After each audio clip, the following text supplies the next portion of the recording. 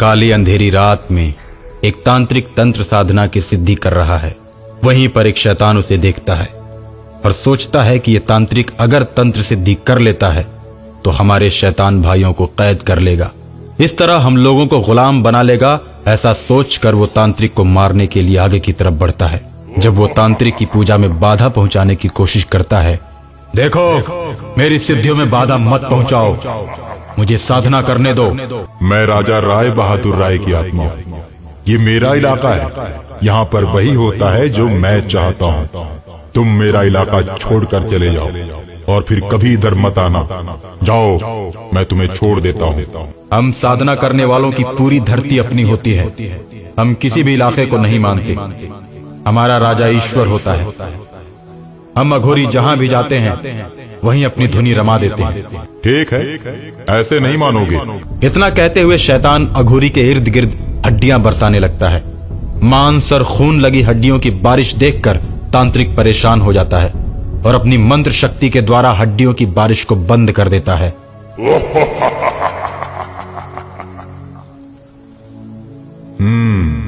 मेरे इलाके में आकर मुझको ही चैलेंज करता है। ये ले। ऐसा कहकर शैतान एक तलवार तांत्रिक की तरफ तेजी से फेंकता है। तलवार तांत्रिक के सीने में घुस जाती है। तांत्रिक वहीं दम तोड़ देता है और शैतान उसका खून पीकर चला जाता है। सुबह होते ही जब मंदिर का पुजारी पूजा करने के लिए मंदिर आता है तो उसे तांत्रिक की लाश दिखाई पड़ती है, जिसे देखकर वो डर जाता है और डर की वजह से चिल्लाने लगता है। पुजारी के चिल्लाने की आवाज को सुनकर गांव के लोग इकट्ठा हो जाते हैं और फटी आंखों से तांत्रिक की लाश को देखते हैं और पुलिस स्टेशन जाकर इस बात की जानकारी देते हैं। उसके बाद दरोगा आकर पुजारी से पूछताछ शुरू करता है। तुम रात को कितने बजे मंदिर बंद करते हो? मैं तो शाम को 6 बजे ही मंदिर बंद करके अपने घर चला जाता हूँ। इतनी जल्दी जाने का कारण? साहब, ये बहुत सुनसान इलाका है। 4 बजे के बाद ही यहाँ सभी लोग डरने लगते हैं। ठीक है, तुम मेरे साथ पुलिस स्टेशन चलो। दरोगा पुजारी को पुलिस स्टेशन ले जाकर जेल में बंद कर देता है। तांत्रिक को मारने वाला कोई और नहीं, वो तुम हो। तांत्रिक को मारकर तुमने शोर मचाया। तुमने रात में ही तांत्रिक को मार दिया और चुपचाप घर चले गए और सुबह आकर शोर मचाकर सबको बुला लिया ताकि तुम्हारी तरफ किसी का ध्यान न जाए। और उस रात शैतान जेल के अंदर आता है और पुजारी से कहता है, देख पुजारी, तू पूजा करके भी फंस गया। तेरे भगवान ने तेरी कोई मदद नहीं की और तेरे इसी भगवान ने मेरी भी मदद नहीं की थी, इसीलिए मैं मारा गया। तू पूजा पाठ का चक्कर छोड़ दे तो मैं तुझे बचा लूंगा।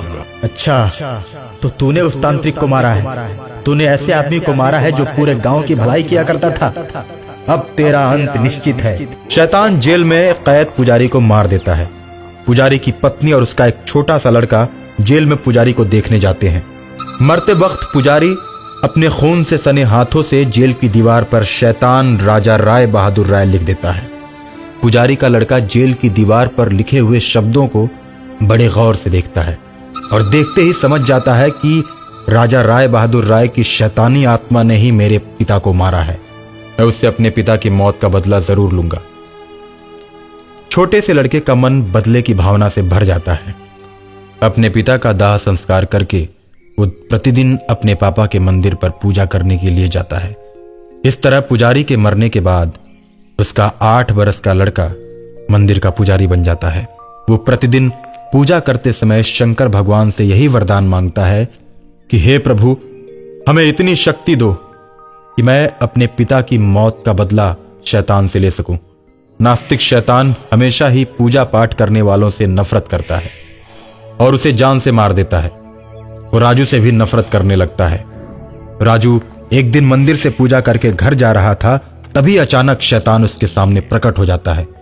देख, मुझे मंदिर में पूजा करने वालों से सख्त नफरत है।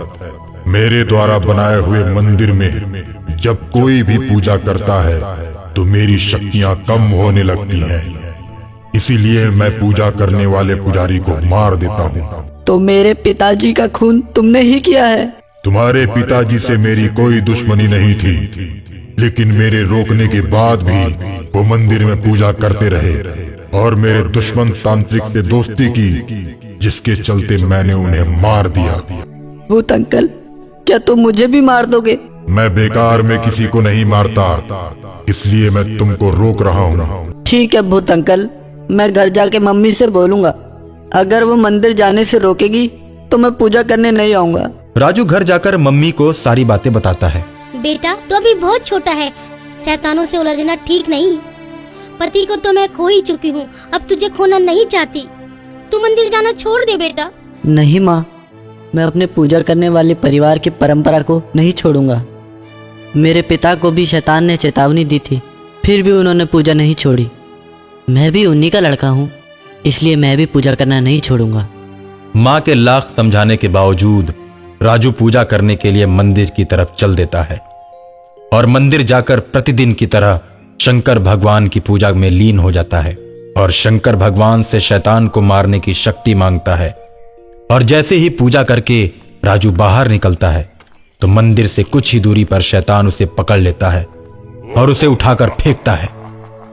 राजू हवा में लहराते हुए मंदिर के फर्श पर धड़ाम से गिरता है और गिरते ही उठकर खड़ा हो जाता है। गुस्से में शैतान मंदिर के फर्श पर चढ़ने की कोशिश करता है, लेकिन मंदिर की पहली सीढ़ी पर पैर रखते ही उसका पैर आग से जलने लगता है। इतने में राजू उठता है और शंकर भगवान की तरफ बढ़ता है। कहते हैं कि बच्चे भगवान का रूप होते हैं। शंकर भगवान राजू की आत्मा में प्रवेश करते हैं। राजू अपने हाथ में शंकर भगवान का त्रिशूल लेकर शैतान को लक्ष्य बनाकर उसकी तरफ जोर से त्रिशूल फेंकता है। त्रिशूल नास्तिक शैतान के शरीर में घुस जाता है और इस तरह अपने पिता की मौत का बदला शैतान की मौत से राजू ले लेता है और अपनी मम्मी को आकर सब बात बताता है। उसकी मम्मी बहुत खुश होती है और फिर से शंकर भगवान के पूजा की परंपरा शुरू हो जाती है।